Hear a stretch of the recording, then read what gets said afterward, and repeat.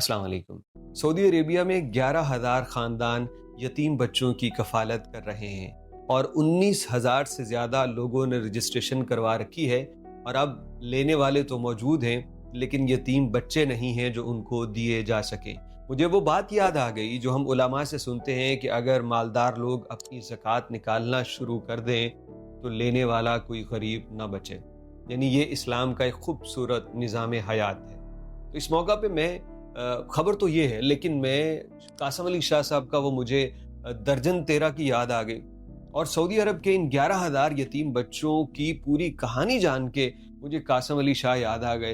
मैं हमेशा से ऐसी बेजोड़ किस्म की वीडियोस बनाता रहता हूँ, कहाँ की बात कहाँ से जोड़ता हूँ, लेकिन सिर्फ इतना अर्ज करूँगा कि अगर कोई चाहता है कि मैं ज़िंदगी लंबी हो, मेरी सेहत वाली हो और मैं पुरसुकून ज़िंदगी गुजारूँ, तो शायद ये वीडियो उस बंदे के लिए है।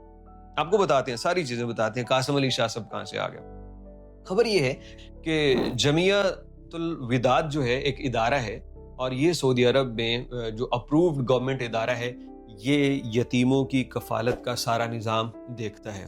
इस इदारे में सऊदी खानदान अपनी अपनी एप्लीकेशंस देते हैं कि हम यतीम बच्चों को गोद लेना चाहते हैं, उनका सहारा बनना चाहते हैं। ये फिर उन एप्लीकेशंस को वेरीफाई करते हैं कि यहाँ बच्चा भेजना महफूज है या नहीं। तो ये बहुत से केस में रिजेक्ट कर देते हैं और कुछ लोगों को ही एक्सेप्ट करते हैं जिनके मुतालिक ये यकीन हो जाए कि ये वाक़तन बच्चे का ख्याल रखेंगे। फिर उन जोड़ों को बच्चे देने के बाद उसकी मुसलसल निगहदाश्त और निगरानी रखी जाती है हर हफ्ते महीने बाद कि ये बच्चों के साथ कैसा बर्ताव कर रहे हैं।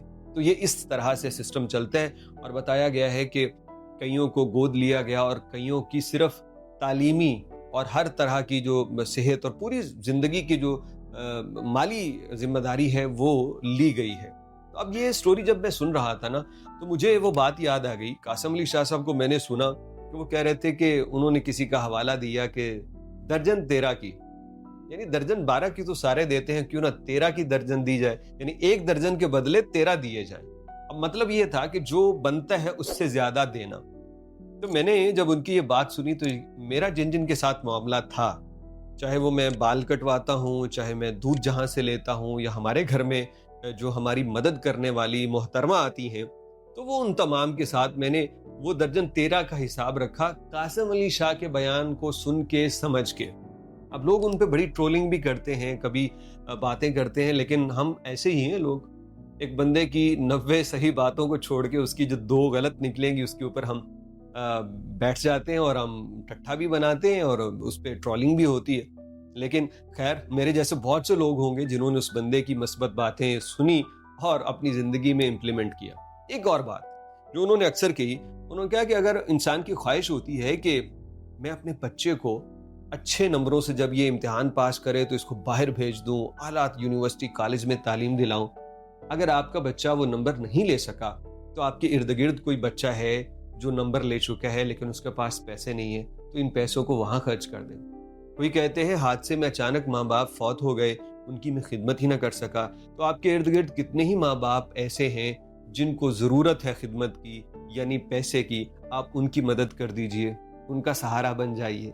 तो ये जो एक सोच है ना कि अपनी ही फैमिली, अपने ही माँ बाप, बच्चे क्यों, अगर वो नहीं है उस स्टेज पे जहाँ पे उन पे खर्च किया जाए, तो आप किसी दूसरे पे खर्च क्यों ना कीजिए।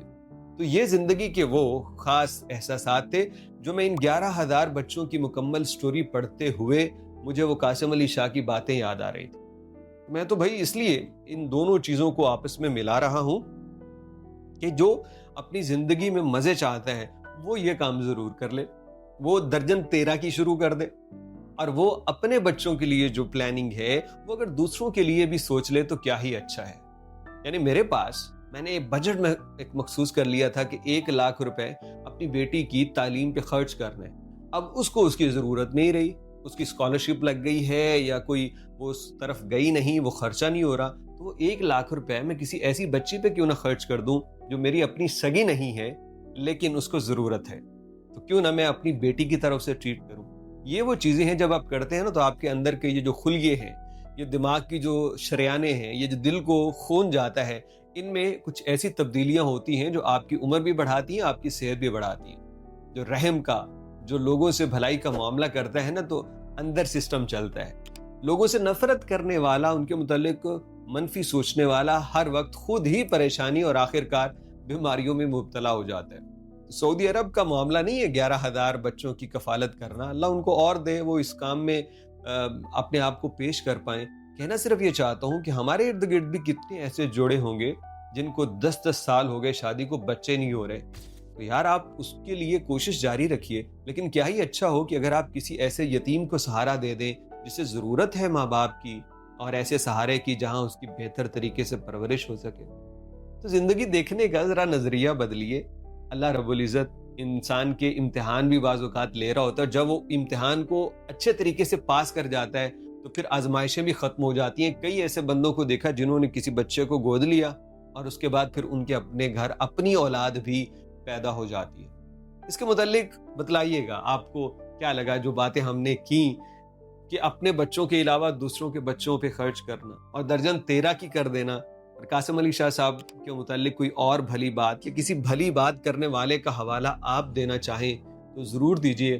اور میں ایسے موقعوں پہ کہتا ہوں کہ سب سے زیادہ بھلی بات کرنے والے شخص کا نام محمد بن عبداللہ ہے صلی اللہ علیہ وسلم، جو ایسی بھلی باتیں اس انسانیت کو بتلائے گئے کہ اگر انسان وہ اپنا لے تو زندگی ایسی خوبصورت اور شاندار ہو جائے کہ انسان کہے کہ کیا دنیا ہے.